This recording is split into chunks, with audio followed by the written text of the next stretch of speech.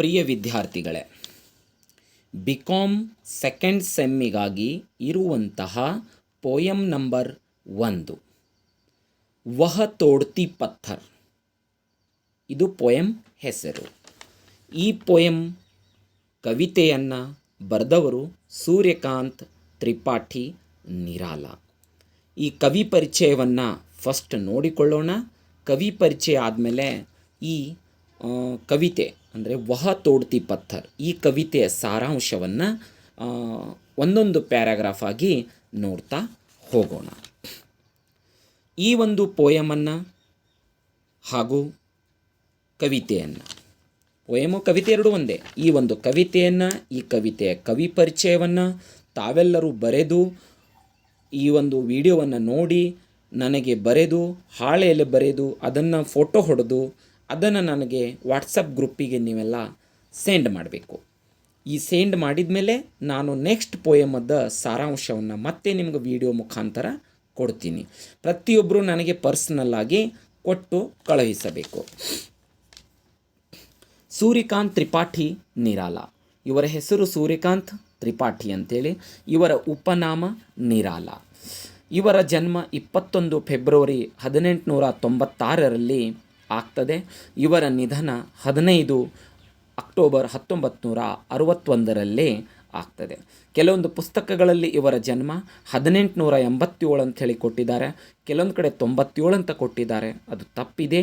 ಇವರ ಜನ್ಮ 21 ಫೆಬ್ರವರಿ 1896, 1896. ಇದನ್ನು ನೀವೆಲ್ಲ ನೆನ್ಪಿಟ್ಕೊಳ್ಳಿ. ಇವರ ಜನ್ಮ ಪಶ್ಚಿಮ ಬಂಗಾಳದ ಮಹಿಷಾದಲ ರಾಜ್ಯದಲ್ಲಿ ಬರ್ತಾ ಇರುವಂತಹ ಮೇದಿನಿಪುರ್ ಎಂಬ ಊರಿನಲ್ಲಿ ಆಗ್ತದೆ. ಮನೆಯಲ್ಲಿ ಅವರಿಗೆ ಸಂಸ್ಕೃತ, ಬಂಗ್ಲಾ ಮತ್ತು ಅಂಗ್ರೇಜಿ ಭಾಷೆಗಳ ಒಂದು ಶಿಕ್ಷಣ ಇಲ್ಲಿ ಮನೆಯಲ್ಲೇ ಇವರಿಗೆ ಕೊಡಲಾಗ್ತದೆ.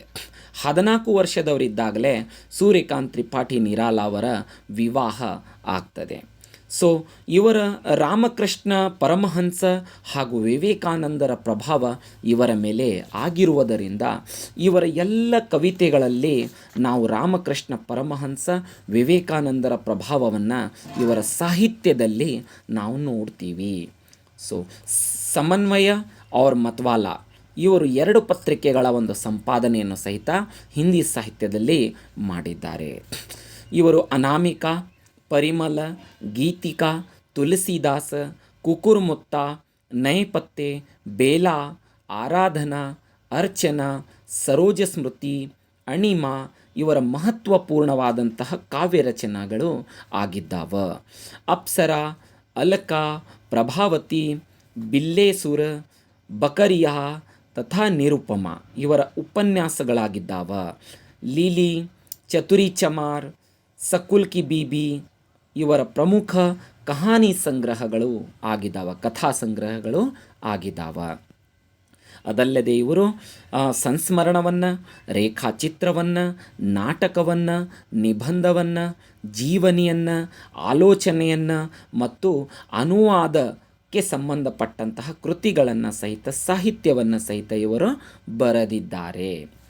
ಹಿಂದಿ ಒಂದು ಕವಿತೆಯಲ್ಲಿ ಮುಕ್ತ ಛಂದವನ್ನು ಪ್ರಣೇತ ಅಂಥೇಳಿ ಇವರನ್ನು ನಾವು ಕರಿತೀವಿ. ಹಿಂದಿ ಸಾಹಿತ್ಯದಲ್ಲಿ ಕವಿತೆಗಳನ್ನು ಮುಕ್ತ ಛಂದವನ್ನಾಗಿ ಇವರು ಮಾಡಿದರು. ಅಂದರೆ ಯಾವುದೇ ಛಂದ ಇರಲಾರ್ದನೆ, ಗ್ರಾಮರ್ ಇರಲಾರ್ದನೆ ಮುಕ್ತವಾಗಿ ಬರೆಯುವಂತಹ ಒಂದು ಪರಂಪರೆಯನ್ನು ಹುಟ್ಟಿ ಹಾಕಿದವರು ಯಾರು?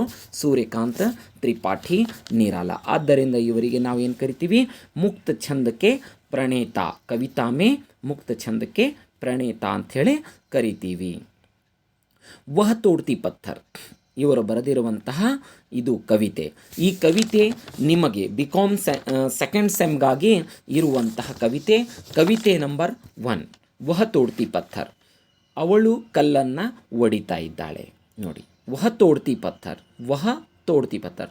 ಇದು ನಿರಾಲಾಜಿಯವರು ಬರೆದಿರುವಂತಹ ಪ್ರಗತಿವಾದಿ ಕಾವ್ಯಧಾರದಲ್ಲಿ ಬರುತ್ತಿರುವಂಥ ಒಂದು ಪ್ರಮುಖವಾದಂತಹ ಕವಿತೆಯಾಗಿದೆ. ಯಾವ ಧಾರೆಯಲ್ಲಿ ಬರುತ್ತಾ ಇರುವಂಥದ್ದು? ಇದು ಪ್ರಗತಿವಾದಿ ಕಾವ್ಯಧಾರದಲ್ಲಿ ಬರ್ತಾ ಇರುವಂತಹ ಕವಿತೆಯಾಗಿದೆ. ಈ ಒಂದು ಕವಿತೆಯ ಮುಖಾಂತರ ನಿರಾಲ ಅವರು ಒಂದು ಸ್ತ್ರೀಯ, ಒಂದು ಮಹಿಳೆಯ ಕಷ್ಟವನ್ನು ಅವಳು ತನ್ನ ಮನೆ ನಡೆಸುವ ಸಲುವಾಗಿ ಕಲ್ಲನ್ನು ಯಾವ ರೀತಿಯಾಗಿ ಒಡಿತಾ ಇದ್ದಾಳೆ, ಆ ಕಲ್ಲನ್ನು ಒಡೆಯುವ ಕೆಲಸ ಎಷ್ಟು ನಿಷ್ಠೆಯಿಂದ ಎಷ್ಟು ಶ್ರದ್ಧೆಯಿಂದ ಅವಳು ಮಾಡ್ತಾ ಇದ್ದಾಳೆ. ಕಲ್ಲನ್ನು ಒಡೆಯುವುದನ್ನು ಬಿಟ್ಟರೆ ಅವಳ ದೃಷ್ಟಿ ಅವಳ ಲಕ್ಷ್ಯ ಬೇರೆ ಕಡೆ ಎಲ್ಲಿಯೂ ಇಲ್ಲ. ಬೇಸಿಗೆಯಲ್ಲಿ ಬಹಳ ಕೆಟ್ಟ ಬಿಸಿಲಿನಲ್ಲಿ ಅವಳು ಉತ್ತರ ಪ್ರದೇಶದ ಪ್ರಯಾಗರಾಜ್ ಅಂಥೇಳಿ, ಮೊದಲು ಇದಕ್ಕೆ ಇಲಹಾಬಾದ್ ಅಂಥೇಳಿ ಕರಿತಾ ಇದ್ರು, ಈಗ ಪ್ರಯಾಗರಾಜ ಅಂಥೇಳಿ 3 ನದಿಗಳ ಸಂಗಮ, ಗಂಗಾ, ಯಮುನಾ, ಸರಸ್ವತಿ, ಈ 3 ನದಿಗಳ ಸಂಗಮವಾದಂತಹ ನಗರ ಯಾವುದು? ಇಲಹಾಬಾದ್. ಮೊದಲೇ ಇದರ ಹೆಸರು ಇಲಹಾಬಾದ್ ಇತ್ತು, ಈಗ ಇದರ ಹೆಸರು ಪ್ರಯಾಗರಾಜ್. ಈ ಇಲಹಾಬಾದ್ ಒಂದು ಸಿಟಿಯಲ್ಲಿ ಯಾವುದೋ ಒಂದು ರೋಡಿನಲ್ಲಿ ಕುಳಿತಿದ್ದಾಳೆ. ಅಲ್ಲಿ ಇವಳು ಕುಳಿತಿರುವಂತಹ ಸ್ಥಳದಲ್ಲಿ ಯಾವುದೇ ಆದಂತಹ ಗಿಡಗಳು, ಯಾವುದೇ ಆದಂತಹ ನೆರಳು ಇಲ್ಲ. ಅಲ್ಲಿ ಇವಳು ಕಲ್ಲನ್ನು ಒಡಿತಾ ಇದ್ದಾಳೆ. ಅವಳ ಈ ಒಡೆಯುತ್ತಿರುವಂಥ ಕಲ್ಲಿನ ಪರಿಸ್ಥಿತಿಯನ್ನು, ಅವಳ ಸ್ಥಿತಿಯನ್ನು ಲೇಖಕರು ಬಹಳ ಮಾರ್ಮಿಕವಾಗಿ ಈ ಕವಿತೆಯಲ್ಲೇ ವಿಚಾರವನ್ನು ವ್ಯಕ್ತಪಡಿಸಿದ್ದಾರೆ. ಸೊ ಈ ಕವಿತೆಯನ್ನು ನಾವು ಒಂದೊಂದಾಗಿ ಇಲ್ಲಿ ನೋಡ್ತಾ ಹೋಗೋಣ. ವಿದ್ಯಾರ್ಥಿಗಳೇ, ಇಲ್ಲಿ ನೋಡಿ, ಕವಿತೆ ಹೆಸರು ವಹ ತೋಡ್ತಿ ಪತ್ಥರ್. ವಹ ತೋಡ್ತಿ ಪತ್ಥರ್ देखा मैंने उसे इलाहाबाद के पथ पर वह तोड़ती पत्थर. ವಹ ನೋಡಿ, ಇಲ್ಲಿ ಲೇಖಕರು ಯಾವುದೇ ಒಂದು ಸ್ತ್ರೀಯ ಹೆಸರನ್ನು ಹೇಳ್ತಾ ಇಲ್ಲ.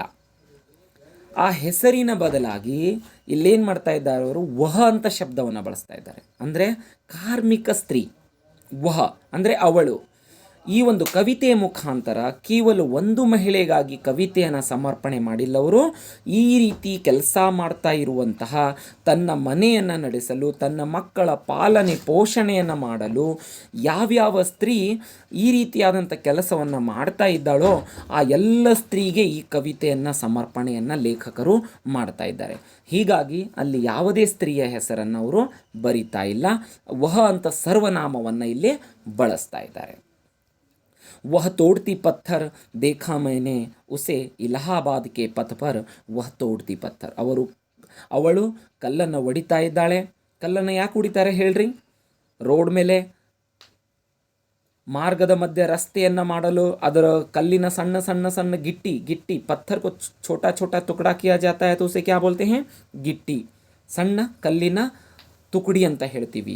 ಅದನ್ನು ಅಲ್ಲಿ ಒಡೆದು ಅದನ್ನು ಡಾಂಬರ್ ಹಾಕಿ ರೋಡನ್ನು ಮಾಡ್ತಾರೆ. ಸೊ ಅದೇ ರೀತಿ ನೀವು ರೈಲ್ವೆ ಲೈನಲ್ಲಿ ಹೋದರೂ ಸಹಿತ ಅಲ್ಲಿ ಸಣ್ಣ ಸಣ್ಣ ಸಣ್ಣ ಕಲ್ಲಿನ ತುಕಡಿಗಳನ್ನು ಇಟ್ಟಿರ್ತಾರೆ. ಸೊ ರೈಲ್ವೆ ಲೈನ್ ಹಾಸಿಗೆ ಮಾಡಲು. ಸೊ ಈ ರೀತಿಯಾದಂತಹ ಅಲ್ಲಿ ಒಂದು ಇಲಹಾಬಾದ್ ಅಂತಹ ನಗರ ಇದೆ. ಆ ನಗರದ ರಸ್ತೆ ಇದೆ. ಆ ರಸ್ತೆಯ ಪಕ್ಕದಲ್ಲಿ ಒಬ್ಬ ಮಹಿಳೆ ಕೂತ್ಕೊಂಡಿದ್ದಾಳೆ. ಆ ಮಹಿಳೆ ಏನು ಮಾಡ್ತಾ ಇದ್ದಾಳೆ? ಕಲ್ಲನ್ನು ಒಡಿತಾ ಇದ್ದಾಳೆ. ಯಾಕೆ? ಕೂಲಿ ಕಾರ್ಮಿಕ ಆಕಿ. क्यों? मजदूरी कर रही है वो. अपने घर अपने परिवार को चलाने के लिए वो क्या कर रही है? मजदूरी कर रही है. तो वहाँ की स्थिति देखिए, कोई ना छायादार पेड़ वह जिसके तले बैठी हुई स्वीकार. वहाँ पर क्या है? कोई भी छायादार पेड़ नहीं है. पेड़ है लेकिन छायादार नहीं है. कोई न छायादार पेड़ मतलब पेड़ हैं, मतलब उसमें पत्ते नहीं हैं, मतलब झड़ गए. मतलब समझ लीजिए कि गर्मियों के दिन चल रहे, ಬೇಸಿಗೆ ದಿನಗಳ ನಡೀತಾ ಇದ್ದಾವ. ಹೀಗಾಗಿ ಅಲ್ಲಿ ಯಾವುದೇ ನೆರಳನ್ನು ಕೊಡುವಂಥ ಗಿಡ ಇಲ್ಲ. ಆ ಒಂದು ಗಿಡ ಇದೆ. ಆ ಗಿಡದಲ್ಲಿ ಸಹಿತ ಕೇವಲ ಟೊಂಗೆಗಳಾಗಿ ಉಳ್ಕೊಂಡ್ಬಿಟ್ಟಿದ್ದಾವ. ಎಲೆಗಳು ಉಳಿದಿಲ್ಲ. ಬಹುಶಃ ಎಲೆಗಳು ಉದುರಿ ಹೋಗಿದ್ದಾವ. ಆ ಗಿಡದ ಕೆಳಗಡೆ ಅವಳು ಏನು ಮಾಡಿದ್ದಾಳೆ? ಬ್ಯಾಠಿ ಹುಯಿ ಸ್ವೀಕಾರ. ಈ ಒಂದು ಸ್ಥಿತಿಯನ್ನು ಸ್ವೀಕಾರ ಮಾಡಿ ಆ ಗಿಡದೊಳಗೆ ಕುತ್ಕೊಂಡ್ಬಿಟ್ಟಿದ್ದಾಳೆ ಆಕಿ ಯಾರಿಂದಲೂ ಸಿಟ್ಟಿಲ್ಲ. ಯಾಕಂದರೆ ಅಲ್ಲಿ ತನ್ನ ಸ್ಥಿತಿ, ತನ್ನ ಬಡತನ, ತನ್ನ ಮನೆ ನೋಡಿಕೊಳ್ಳಲು ಆ ಮಹಿಳೆ ಏನು ಮಾಡ್ತಾ ಇದ್ದಾಳೆ? ಕಲ್ಲನ್ನು ಒಡಿತಾ ಇದ್ದಾಳೆ. ಸೊ ಸ್ವೀಕಾರ, ಬ್ಯಾಠಿ ಹುಯಿ ಸ್ವೀಕಾರ. ಶ್ಯಾಮತನ ಪರ್ ಬಂಧಾ ಯೌವನ. ಶ್ಯಾಮತನ, ಶ್ಯಾಮ ಅಂದರೆ ಶ್ಯಾಮ ರಂಗ್ ಅಂದರೆ ಈ ಕಡೆ ಬಿಳಿನೂ ಅಲ್ಲ, ಈ ಕಡೆ ಕರ್ರಗನೂ ಅಲ್ಲ. ಬಿಳಿ ಮತ್ತು ಕರಿ ಎರಡುಗಳ ಮಿಕ್ಸ್ ಬಣ್ಣ ಯಾವುದು? ಗೋಧಿ ಬಣ್ಣ. ಈ ಗೋಧಿ ಬಣ್ಣಕ್ಕಿಂತನೂ ಸ್ವಲ್ಪ ಕರ್ರಗಕ್ಕೆ ಆಗಿದ್ದಾಳೆ. ಕಾರಣ ಏನು? ಬೇಸಿಗೆ ದಿನಗಳು ನಡೀತಾ ಇದ್ದಾವೆ. ಬಿಸಿಲಿನಲ್ಲಿ ಕೂತ್ಕೊಂಡ್ಬಿಟ್ಟಿದ್ದಾಳೆ. ಆ ಗಿಡದ ತಳ ಕೂತ್ಕೊಂಡ್ಬಿಟ್ಟಿದ್ದಾಳೆ. ಗಿಡದ ತಳ ನೆರಳು ಇಲ್ಲ, ಯಾಕಂದರೆ ಗಿಡದಲ್ಲಿ ಎಲೆಗಳು ಇಲ್ಲ. ಶ್ಯಾಮತನ ಹೆವ್ಸ್ಕ, ಅವಳ ಬಣ್ಣ ಹೇಗಿದೆ? ಸ್ವಲ್ಪ ಶ್ಯಾಮರಂಗವಾಗಿದೆ. ಪರ ಬಂಧಾ ಯೌವನ, ಅವಳ ವಯಸ್ಸು ಹೇಗಿದೆ? ಯೌವನವಿದೆ. ಆ ಕಡೆ ವಯಸ್ಸಾದಂಥ ಹೆಣ್ಣು ಮಗಳು ಅಲ್ಲ, ಈ ಕಡೆ ಸಣ್ಣಕ್ಕಿ ಹುಡುಗಿನೂ ಅಲ್ಲ, ಅವಳು ಯೌವನವಾದಂತಹ ವಯಸ್ಸು ಇದೆ, ಅಂದರೆ ಇನ್ನೂ ವಯಸ್ಸು ಇದೆ. ನತನಯನ ಪ್ರಿಯ ಕರ್ಮ ರತಮನ. ನತನಯನ, ನಯನ ಅಂದ್ರೆ ಕಣ್ಣು, ನತ ಅಂದ್ರೆ ಅವಳ ದೃಷ್ಟಿ ಎಲ್ಲಿದೆ? ತನ್ನ ಕರ್ಮದ ಕಡೆ ಇದೆ. ಪ್ರಿಯ ಕರ್ಮ, ಅವಳ ಪ್ರಿಯ ಕರ್ಮ ಯಾವುದು? ಇಷ್ಟವಾದ ಕರ್ಮ ಯಾವುದು? ಕಲ್ಲು ಹೊಡೆಯೋದು. ಯಾಕಂದ್ರೆ ಆಕಿ ಕಲ್ಲು ಹೊಡೆಯೋದನ್ನು ಬಿಟ್ಟರೆ ಏನೂ ಬರುವುದಿಲ್ಲ. ಆಕಿ ಹುಟ್ಟಿನಿಂದ ಕಲ್ತಿರುವ ಕೆಲಸನೇ ಅದೇ. ಹೀಗಾಗಿ ಅವಳ ಇಷ್ಟವಾದಂತಹ ಕೆಲಸದ ಕಡೆ ಅವಳೇನು ಮಾಡಿದ್ದಾಳೆ? ದೃಷ್ಟಿಯನ್ನು ಇಟ್ಟಿದ್ದಾಳೆ. ಮನಸ್ಸಿಂದ, ಕಣ್ಣಿನಿಂದ, ಎಲ್ಲ ಒಂದು ವಿಚಾರ ದೃಷ್ಟಿಯಿಂದ ಅವಳು ಏನು ಮಾಡ್ತಾ ಇದ್ದಾಳೆ? ಕಲ್ಲನ್ನು ಹೊಡಿತಾ ಇದ್ದಾಳೆ. ಗುರು ಹತೋಡ ಹಾತ್ಮೆ, ಯಾವುದರಿಂದ ಕಲ್ಲನ್ನು ಹೊಡಿತಾ ಇದ್ದಾಳೆ? ಗುರು ಹತೋಡ. ಗುರು ಅಂದರೆ ಇಲ್ಲಿ ನಾವು ವಿಚಾರ ಮಾಡಬೇಕು, ದೊಡ್ಡದಾದಂಥ ಒಂದು ಹತೋಡಿ. ಹತೋಡಿ ಅಂದರೆ ಕಲ್ಲನ್ನು ಒಡೆಯಲು ಬೇಕಾಗಿರುವಂಥ ಒಂದು ಸಾಧನ. ಈ ಹತೋಡಿಯಿಂದ ಅವಳು ಏನು ಮಾಡ್ತಾ ಇದ್ದಾಳೆ? ಆ ಕಲ್ಲನ್ನು, ದೊಡ್ಡ ದೊಡ್ಡ ಕಲ್ಲನ್ನು ಒಡೆದು ಪುಡಿ ಪುಡಿಯಾದಂತಹ, ಅಂದರೆ ಸಣ್ಣ ಸಣ್ಣ ತುಕುಡಿಯಾದಂತಹ ಕಲ್ಲುಗಳಾಗಿ ಪರಿವರ್ತನೆ ಮಾಡ್ತಾ ಇದ್ದಾಳೆ. ಕರ್ತಿ ಬಾರ ಬಾರ ಪ್ರಹಾರ, ಸಾಮನೆ ತರು ಮಲಿಕಾ ಅಟ್ಟಾಲಿಕಾ प्रकार। नोड़ी आ बार बार प्रहार कर रही है। वो किससे प्रहार कर रही है? आ ಒಂದು ಗುರು ಹತೋಡೆಯಿಂದ, ಕಲ್ಲು ಅವಳ ಕೈಯಲ್ಲಿರುವಂತಹ ಒಂದು ಹತೋಡಿಯಿಂದ ಅವಳು ಏನು ಮಾಡ್ತಾ ಇದ್ದಾಳೆ? ಆ ಕಲ್ಲಿನ ಮೇಲೆ ಹೊಡಿತಾ ಇದ್ದಾಳೆ. ಯಾಕಂದರೆ ಬಹಳಷ್ಟು ಸಲ ಹೊಡೆದಾಗ ಆ ಕಲ್ಲು, ದೊಡ್ಡದಾದಂಥ ಕಲ್ಲು ಸಣ್ಣ ಸಣ್ಣ ತುಕುಡಿಯಾಗಿ ಒಂದು ಗಿಟ್ಟಿಯಾಗಿ ಪರಿವರ್ತನೆ ಆಗ್ತಾ ಇದೆ. लेकिन उसके सामने क्या है? सामने तरुमलिका अट्टालिका प्रकार। लेकिन उसके सामने सड़क के उस पार बहुत सारे घर बने हुए हैं, और उन घरों में क्या है? पेड़ लगे हुए हैं। उन पेड़ों में क्या है? हरी हरी पत्तियां हैं। क्यों? क्योंकि उसको सभी लोग पानी डालते हैं, और वो गार्डन बना चुके हैं अपने घर में। और वो घर कैसा है? दीवारों से घिरा हुआ है।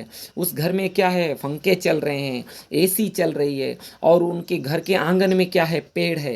उस पेड़ में क्या है? पत्तियां हैं, मतलब वहाँ पर छाँव है। लेकिन जहाँ पर ये स्त्री बैठी है, उस सड़क के किनारे बैठी हुई है, आ ರೋಡಿನ ದಂಡಿ ಮೇಲೆ ಸ್ತ್ರೀ ಕುತ್ಕೊಂಡಿದ್ದಾಳೆ. ಅಲ್ಲಿ ಯಾವುದೇ ನೆರಳು ಇಲ್ಲ. ಆ ಕೂತಿರುವಂಥ ಗಿಡದ ತಳಗೆ ಎಲ್ಲ ಎಲೆಗಳು ಉದಿರಿ ಹೋಗಿದ್ದಾವ. ಬೇಸಿಗೆ ದಿನಗಳು ಇರೋದರಿಂದ ಬಿಸಿಲಿನಿಂದ ಎಲೆಗಳೇನಾಗಿದ್ದಾವ? ಉದಿರಿ ಹೋಗಿದ್ದಾವೆ. ಆದರೆ ಅವಳು ಕೂತು ಎಲ್ಲಿ ಕೆಲಸವನ್ನು ಮಾಡ್ತಾ ಇದ್ದಾಳೆ? ಆ ರೋಡಿನ ಆಚೆ ಸುಮಾರು ಬಹಳಷ್ಟು ಮನೆಗಳಿದ್ದಾವ. ಆ ಮನೆಯಲ್ಲಿ ಬಹಳಷ್ಟು ಗಿಡಗಳಿದ್ದಾವ. ಆ ಗಿಡಗಳಲ್ಲಿ ಎಲೆಗಳಿದ್ದಾವ, ನೆರಳು ಇದೆ. ಆ ಮನೆಯಲ್ಲಿ ಬಹಳಷ್ಟು ಜನ ನೆಮ್ಮದಿಯಾಗಿ ಸುಖವಾಗಿ ಇದ್ದಾರೆ. ಯಾಕಂದರೆ ಅವನ ಮನೆಯಲ್ಲಿ ಫ್ಯಾನ್ ಇದೆ, ಪಂಖ ಇದೆ, ಎ ಸಿ ಇದೆ, ಎಲ್ಲ ಇದೆ. ಆದರೆ ಈ ಮಹಿಳೆ ಹತ್ರ ಏನೂ ಇಲ್ಲ, ನೆರಳು ಸಹಿತ ಇಲ್ಲ. ಆ ಗಿಡ ಇದ್ದರೂ ಆ ಗಿಡದಲ್ಲಿ ಎಲೆಗಳಿಲ್ಲ, ಹೀಗಾಗಿ ಅಲ್ಲಿ ನೆರಳು ಸಹಿತ ಇಲ್ಲ. ಚढ़ रही थी धूप, गर्मियों के दिन दिशा का तापमान रूप, उठे झुलसती हुई लू, रुई ज्यों जलती हुई भू, गर्म चिगनी छा गई, चिनगी छा गई. ನೋಡ್ರಿ, ಚಡ್ ರಹಿ ತಿ ಧೂಪ್ ಅಂದರೆ ಬೇಸಿಗೆ ಏರ್ತಾ ಇತ್ತು. ಹೇಗೆ? ಸುಮಾರು ಮುಂಜಾನೆ 10 ಗಂಟೆಗೆ ಸ್ವಲ್ಪ ಬಿಸಿಲು ಇರ್ತೈತಿ, ಆದರೆ 12 ಗಂಟೆಗೆ ಏನಾಗ್ತದೆ? ಬಿಸಿಲು ಬಹಳಷ್ಟು ಆಗ್ತೈತಿ. ಈ ರೀತಿಯಾಗಿ ಅವಳು ಮುಂಜಾನೆಯಿಂದ ಸಾಯಂಕಾಲವರೆಗೆ ಕಲ್ಲನ್ನು ಹೊಡಿತಾನೆ ಇದ್ದಾಳೆ. ಬೇಸಿಗೆ ಹೆಚ್ಚಾಗ್ತಾ ಇದೆ, ಬಿಸಿಲು ಹೆಚ್ಚಾಗ್ತಾ ಇದೆ. ದಿವಾಕ ತಾಪಮಾನ ರೂಪ, ದಿವಾ ಅಂದರೆ ಸೂರ್ಯ, ಸೂರ್ಯನ ತಾಪ ಹೆಚ್ಚಾಗ್ತಾ ಇತ್ತು. ಉಠಿ ಜುಲಸ್ತಿ ಹುಯಿಲು, ಉಠಿ ಜುಲಸ್ತಿ ತಾಪಮಾನ ಹೆಚ್ಚಾಗಿರೋದರಿಂದ ಬಿಸಿ ಗಾಳಿ ಅಲ್ಲಿ ಬೀಸ್ತಾ ಇತ್ತು. ರುಯಿ ಜೋ ಜಲ್ತಿ ಹುಯಿ ಭೂ, ನೋಡ್ರಿ ಅವಳು ಎಲ್ಲಿ ಕೂತ್ಕೊಂಡಿದ್ಲು ಅಲ್ಲಿಂದ ಬೇರೆ ಕಡೆ ಭೂಮಿಗೆಲ್ಲ ನೋಡಿದ್ರೆ, ಭೂಮಿ ಮೇಲೆ ಯಾವ ರೀತಿ ಒಂದು ಹತ್ತಿಗೆ ನೀವು ಬೆಂಕಿ ಇಡ್ತೀರಿ, ಒಂದು ಹತ್ತಿಗೆ ಬೆಂಕಿ ಇಟ್ಟಾಗ ಯಾವ ರೀತಿ ಭೂಮಿ ಎಲ್ಲ ಸುಡ್ತಾ ಇದೆ ಅನ್ನೋ ಥರ ಇಲ್ಲಿ ಭಾಸವಾಗ್ತಾ ಇದೆ. ಅಂದರೆ ಬಿಸಿಲು ಬಹಳ ಇದೆ. ಗರ್ಮಿ ಚಿನ್ಗಿ ಛಾಗೈ, ನೋಡ್ರಿ ಗರ್ಮ್ ಚಿನ್ಗಿ ಅಂದರೆ ಯಾವ ರೀತಿಯಾಗಿ ಒಂದು ಬೆಂಕಿಯ ಕಿಡಿ ಹಾರಿ ನಮ್ಮ ಮೇಲೆ ಬಿದ್ದಾಗ ಆ ಜಾಗದಲ್ಲಿ ಸುಟ್ಟಂಗೆ ಆಗ್ತದೆ ನಮಗೆ. ಅದೇ ರೀತಿಯಲ್ಲಿ ಬಿಸಿಲು ಏನಾಗಿದೆ ಅಂದರೆ, ಎಷ್ಟು ಬಿಸಿಲಾಗಿದೆ ಅಂದರೆ ಬಹಳಷ್ಟು ಬಿಸಿಲಾಗಿದೆ. ಆ ಬಿಸಿಲಿನಿಂದ ಏನಾಗ್ತಾ ಇದೆ ಅಂದರೆ ಬಹಳಷ್ಟು ತಾಪಮಾನ ಹೆಚ್ಚಾಗ್ತಾ ಇದೆ, ಬಿಸಿಲು ಹೆಚ್ಚಾಗ್ತಾ ಇದೆ. ಆದರೂ ಈ ಮಹಿಳೆಯಲ್ಲಿ ಕಲ್ಲನ್ನು ಒಡಿತಾ ಇದ್ದಾಳೆ. ತನ್ನ ಇಷ್ಟವಾದ ಕಾರ್ಯದಲ್ಲಿ ಕಲ್ಲವನ್ನು ಒಡಿತಾ ಇದ್ದಾಳೆ. ಅದನ್ನು ಸಣ್ಣ ಸಣ್ಣ ಕಲ್ಲಿನ ತುಕಡಿಗಳಾಗಿ ಪರಿವರ್ತನೆ ಮಾಡ್ತಾ ಇದ್ದಾಳೆ. ಇಲ್ಲಿ ನಾವು ನೆಕ್ಸ್ಟ್ ನೋಡೋಣ. ಪ್ರಾಯ ಹುಯಿ ದೋಪಹರ್ ವಹ ತೋಡ್ತಿ ಪತ್ಥರ್. ನೋಡ್ರಿ, ಮುಂಜಾನೆಯಿಂದ ಏನಾಯ್ತು, ಈಗ ಮಧ್ಯಾಹ್ನ ಆಯಿತು, ಆದರೂ ಅವಳು ಏನು ಮಾಡ್ತಾ ಇದ್ದಾಳೆ, ಕಲ್ಲನ್ನು ಒಡಿತಾ ಇದ್ದಾಳೆ. ದೇಖತೆ देखते देखा मुझे तो एक बार उस भवन की ओर देखा छिन्न ತಾರ್. ಯಾವುದೋ ಒಂದು ಕಾರಣದಿಂದ ಕಲ್ಲನ್ನು ಒಡಿತಾ ಇದ್ದಾಳೆ. ಕಲ್ಲನ್ನು ಒಡಿತಾ ಒಡಿತಾ ಈ ಮಹಿಳೆಯ ದೃಷ್ಟಿ ಆ ರೋಡ್ ಆಚೆಗಿರುವಂತಹ ಆ ದೊಡ್ಡ ದೊಡ್ಡ ಮನೆಗಳ ಕಡೆ ಇವಳ ದೃಷ್ಟಿ ಹೋಗ್ತದೆ. ಆ ದೃಷ್ಟಿ ಹೋದ ತಕ್ಷಣವೇ ಇವಳೇನು ಕಲ್ಲಿನ ಆ ಗುರು ಹತೋಡದಿಂದ ಕಲ್ಲನ್ನು ಪುಡಿ ಪುಡಿ ಮಾಡ್ತಾ ಇರ್ತಾಳೆ. ಆ ಕಲ್ಲಿನ ಮೇಲೆ ಇವಳ ಹತೋಡಿ ಬೀಳುವುದರ ಬದಲಾಗಿ ಇವಳ ಕೈ ಮೇಲೆ ಬಿದ್ದು ಬಿಡ್ತೈತಿ. ಯಾಕಂದ್ರೆ ಇವಳ ದೃಷ್ಟಿ ಏನಾಗ್ತೈತೆ ಅಂದ್ರೆ, ಆ ಸ್ತ್ರೀಯ ದೃಷ್ಟಿ ಆ ಮನೆ ಕಡೆ ಹೋಗ್ತದೆ. ಅಲ್ಲಿ ಮನೆಯಲ್ಲಿ ಜನ ಆರಾಮಾಗಿ ಇದ್ದಾರೆ. ಆದರೆ ಈ ಒಂದು ಸ್ತ್ರೀ ರೋಡಿನ ದಂಡೆ ಕುತ್ಕೊಂಡು ಎಷ್ಟು ಕಷ್ಟದಲ್ಲಿ, ಎಷ್ಟು ಬಿಸಿಲಿನಲ್ಲಿ, ಎಷ್ಟು ಒಂದು ತ್ರಾಸದಲ್ಲಿ ಕಲ್ಲನ್ನು ಹೊಡಿತಾ ಇದ್ದಾಳೆ. ತನ್ನ ಮನೆಯನ್ನು ನಡೆಸಲು, ತನ್ನ ಮಕ್ಕಳನ್ನು ಸಾಕಲು ಬಡತನ ಪರಿಸ್ಥಿತಿಯಲ್ಲಿರುವಂಥ ಸ್ತ್ರೀಯ ಮಾರ್ಮಿಕ ಚಿತ್ರಣ ಇಲ್ಲಿ ತೋರಿಸ್ತಾ ಇದ್ದಾರೆ. ಅಚಾನಕ್ಕಾಗಿ ಇವಳ ದೃಷ್ಟಿ ಆ ಮನೆ ಕಡೆ ಹೋದಾಗ ಆ ಗುರು ಹತೋಡ ಇವಳ ಕೈ ಮೇಲೆ ಬೀಳ್ತದೆ. ಕೈ ಮೇಲೆ ಬಿದ್ದಾಗ ಕೈಗೆ ಗಾಯವಾಗ್ತೈತಿ, ದೊಡ್ಡ ಪೆಟ್ಟು ಬಡಿತೈತಿ. ಪೆಟ್ಟು ಬಡಿದ ತಕ್ಷಣವೇ ನಾವು ಯಾವ ರೀತಿ ಅಯ್ಯೋ ಅಂತ ಹೇಳ್ತೀವಿ, ಆ ರೀತಿ ಆಕಿನೂ ಏನು ಮಾಡ್ತಾಳೆ, ಅಯ್ಯೋ ಅಂತ ಹೇಳ್ತಾಳೆ. ದೇಖ ಕರ್ ಕೋಯಿ ನಹಿ ದೇಖಾ ಮುಜೆ ಉಸ್ ದೃಷ್ಟಿ ಸೆ ಜೋ ಮಾರ್ ಖಾಕರ್ ರೋಯಿ ನಹಿ. ನೋಡ್ರಿ, ಯಾರೂ ನನಗೆ ನೋಡಿಲ್ಲ ಅನ್ನುವ ಥರ ಆಕಿ ಏನು ಮಾಡ್ತಾಳೆ, ಆಕಿಗೆ ಅನ್ನಿಸ್ತದೆ. ಯಾಕಂದ್ರೆ ಯಾರೂ ನನಗೆ ನೋಡಿಲ್ಲ ಅಂಥೇಳಿ ಆ ಕಡೆ ನೋಡ್ತಾಳೆ. ಯಾರೂ ನನಗೆ ನೋಡಿಲ್ಲ ಅಂತ ಹೇಳ್ತಾಳೆ. ಕೈಗೆ ಪೆಟ್ಟು ಬಡಿತದ. ಪೆಟ್ಟು ಬಡಿದ್ರೂ ಸಹಿತ ಆ ಪೆಟ್ಟನ್ನು ಸಹಿಸಿಕೊಳ್ಳುತ್ತಾಳೆ ಆ ಸ್ತ್ರೀ. ಕಾರಣ ಏಕೆಂದರೆ ಈ ಕೆಲಸವನ್ನು ಮಾಡಲಿಲ್ಲ ಅಂದ್ರೆ ಆಕಿನ ಮನೆ ನಡೆಯುವುದಿಲ್ಲ. ಹೀಗಾಗಿ ಆ ಪೆಟ್ಟು ಬಿದ್ದರೂ ಸಹಿತ ಅಯ್ಯೋ ಅಂಥೇಳಿ ಪೆಟ್ಟನ್ನು ಬಿದ್ದು ಮತ್ತೆ ಮುಚ್ಕೋತಾಳೆ. ಮತ್ತೆ ನನಗೆ ಯಾರೂ ನೋಡಿಲ್ಲ ಅಂಥೇಳಿ ಅನ್ಕೋತಾಳೆ. ಮತ್ತೆ ಆ ಮೌನವನ್ನು, ಆಕಿಗೆ ಬಡದಿರುವಂತಹ ಆ ಮೌನವನ್ನು ಏನು ಮಾಡ್ತಾಳೆ, ಅದನ್ನು ಸಹಿಸ್ಕೋತಾಳೆ. ಸುನಿ ಮೌನ್ ವಹ ನಹಿ ಜ್ಯೋತಿ ಸುನಾ ಝಂಕಾರ ಏಕ ಕ್ಷಣ ಮೇ ಬಾದ್ ಮೇ ವಹ ಕಾಪಿ ಸುಧರ್. ಒಂದೇ ಕ್ಷಣದಲ್ಲಿ ಆ ಪೆಟ್ಟು ಬಡಿದಾಗ ಯಾವ ರೀತಿಯಾಗಿ ಪೆಟ್ಟು ಬಡಿದ್ರೂ ಸಹಿತ ಸಹಿಸಿಕೊಂಡು ಮತ್ತೆ ತನ್ನ ಕೆಲಸವನ್ನು ಆಕಿ ಮಗ್ನ ರೀತಿಯಿಂದ ಪ್ರಿಯವಾದ ಕರ್ಮವನ್ನು, ಆ ಕಲ್ಲನ್ನು ಒಡೆಯುವ ಕೆಲಸವನ್ನು ಮತ್ತೆ ಮಾಡಲು ಪ್ರಾರಂಭ ಮಾಡ್ತಾಳೆ. ಢುಲಕ್ ಮಾಥೆ ಸೆ ಗಿರೆ ಸೀಕರ್ लीन होते कर में फिर ज्यों कहा मैं तोड़ती पत्थर. ಮಾಥೆ ಸೆ ಅಂದರೆ ಹಣೆಯಿಂದ ಏನಾಗ್ತದೆ ಅಂದರೆ, ಬಿಸಿಲಿನಲ್ಲಿ ಆ ತಾಪಮಾನದಿಂದ ಬಿಸಿಲು ಬಡಿದು ಹಣೆಯಿಂದ ಏನಾಗ್ತೈತೆ ಅಂದ್ರೆ ಪಸೀನಾ ಬರ್ತೈತಿ, ಬೆವರು ಬರ್ತೈತಿ. ಆ ಬೆವರು ಏನಾಗ್ತೈತೆ ಅಂದ್ರೆ ಆಕಿನ ಹಣೆಯದಿಂದ ಬೀಳ್ತಾ ಇದೆ. ಆದರೂ ಅದನ್ನು ಒರೆಸ್ಕೊಳ್ಳೋಕೆ ಆಕಿಗೆ ಪುರ್ಸೋತಿಲ್ಲ. ಅದನ್ನು ಬಿಟ್ಟಕ್ಕೆ ಏನು ಮಾಡ್ತಾ ಇದ್ದಾಳೆ, ಅಲ್ಲಿ ಕಲ್ಲನ್ನು ಒಡಿತಾ ಇದ್ದಾಳೆ. ಈ ರೀತಿಯಾಗಿ ಕೊನೆಯದಾಗಿ ಮೈ ತೋಡ್ತಿ ಪತ್ಥರ್ ಅಂಥೇಳಿ ಹೇಳ್ತಾರೆ ಲೇಖಕರು. ಪ್ರಥಮ ಬಾರಿಗೆ ಏನು ಹೇಳ್ತಾರೆ ಅಂದರೆ ವಹ ತೋಡ್ತಿ ಪತ್ಥರ್, ಕೊನೆಯದಾಗಿ ಮೈ ತೋಡ್ತಿ ಪತ್ಥರ್. ಅಂದರೆ ಲೇಖಕರು ಅವಳ ಕಷ್ಟದಲ್ಲಿ ಭಾಗಿಯಾಗಿ ಮೈ ತೋಡ್ತಿ ಪತ್ಥರ್ ಅಂಥೇಳಿ ಇಲ್ಲಿ ಮಾರ್ಮಿಕವಾಗಿ ಒಂದು ಮಹಿಳೆಯ ಕೆಲಸವನ್ನು, ಅವಳ ಪ್ರಿಯವಾದ ಕರ್ಮವನ್ನು, ಅವಳ ಬಡತನ ಸ್ಥಿತಿಯನ್ನು, ತನ್ನ ಮನೆಯನ್ನು ನಡೆಸಲು, ತನ್ನ ಕುಟುಂಬದ ಪಾಲನೆ ಪೋಷಣೆಯನ್ನು ಮಾಡಲು ಯಾವ ರೀತಿಯಾದಂಥ ಒಂದು ಸ್ತ್ರೀ ತನ್ನ ಕರ್ಮದಲ್ಲಿ ತೊಡಗಿಕೊಂಡಿದ್ದಾಳೆ ಅನ್ನುವ ಚಿತ್ರಣವನ್ನು ಇಲ್ಲಿ ಲೇಖಕರು ವಹ ತೋಡ್ತಿ ಪತ್ಥರ್ ಅನ್ನುವ ಕವಿತೆಯ ಮುಖಾಂತರ ಇಲ್ಲಿ ತೋರಿಸಿಕೊಟ್ಟಿದ್ದಾರೆ. ಇಷ್ಟು ಇದರ ಭಾವಾರ್ಥ. ಈ ಭಾವಾರ್ಥವನ್ನು ನೀವು ಪದೇ ಪದೇ ಕೇಳಿ ಸಾರಾಂಶವನ್ನು, ಹಿಂದಿಯಲ್ಲಿ ಸಾರಾಂಶವನ್ನು ಬರೆದು ಕೊಟ್ಟು ನನಗೆ ಕಳಿಸ್ರಿ. ಓಕೆ ವಿದ್ಯಾರ್ಥಿಗಳೇ, ಏನಾದರೂ ಡೌಟ್ ಇದ್ದರೆ ನನ್ನನ್ನು ನೀವು ಕೇಳಬಹುದು. ಇದು ಬಿ ಎ ಸೆಕೆಂಡ್ ಸೆಮ್ಗೆ ಇರುವಂತಹ ಆಫ್ನಲ್ ಪೋಯಮ್ ನಂಬರ್ 2. ಧನ್ಯವಾದಗಳು.